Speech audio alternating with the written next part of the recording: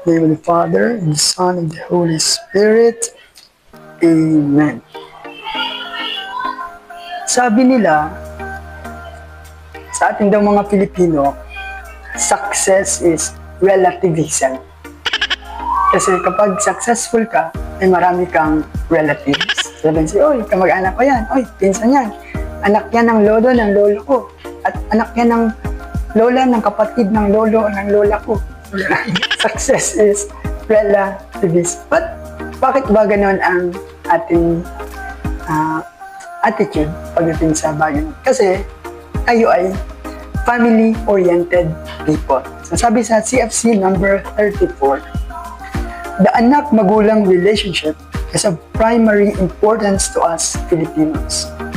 Ama, ina, and anak are culturally and emotionally significant to us Filipinos who cherish our filial attachment, not only to our immediate family, but also to our extended family, such as ninongs, ninangs, and etc. So yun, kaya success is relativism. Pag successful ka, marami kang relatives.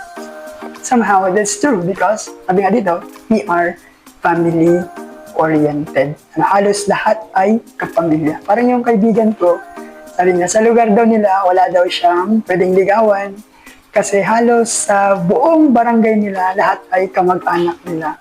Lahat ay kamag-anak nila. So, this family-centeredness supplies a basic sense of belonging, stability, and security. It is from our families that we Filipinos naturally draw our sense of self-identity. So mas nakikilala natin ang ating sarili dahil sa ating pamilya. No? Kaya ba pag successful ang isang tao, ang unang tinatanong sa atin ay, kaninong anak ba yan? Kaninong anak ba yan? Tapos kapag successful naman ang isang anak, sabi ng magulang, anak ko yan. Pero kapag pasaway, sabi, anak ka ng tipaklong. Dahil tayo ay family-oriented, sabi dito, in our family-orientedness, we Filipinos are naturally attracted to Jesus of Nazareth, Son of God and Son of Man, anak ng Diyos at anak ng tao. Si Jesus bilang anak ng Diyos ay dinadala tayo sa kanyang ama. Dinadala tayo sa kanyang tahanan, sa kanyang kaharian bilang kanyang mga kapatid.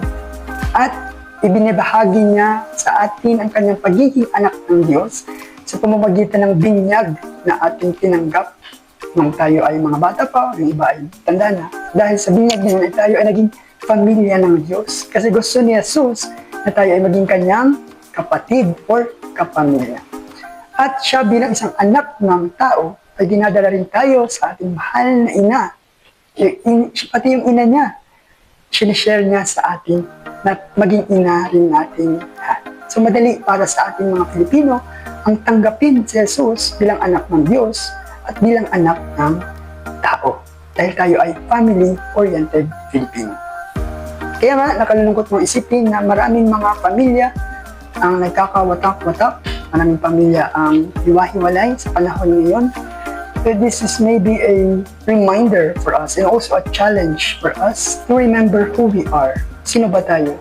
We are family-oriented Filipino. Balikan natin ang kahalagahan ng pamilya sa ating buhay. Balikan natin kung sino tayo. Ano ang mahalaga para sa atin? Yun ay pamilya. Kaya nga, sinasabi ng PCP2, number 46 to 48, stress the exceptional importance of our Filipino family as both subject and object of evangelization. Ang evangelization ay nagsisimula sa loob ng pamilya. Kaya nga sinasabi ni Mother Teresa of Calcutta, if you want to change the world, go home and love your family. So this is who we are. We are family-oriented